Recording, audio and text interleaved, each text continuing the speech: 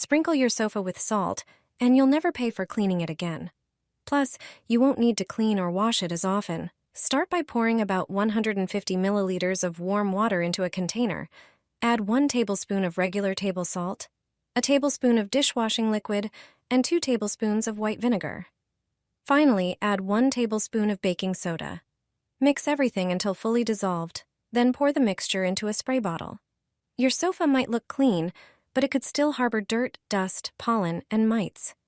Spray it with this solution, and you'll tackle those problems effectively.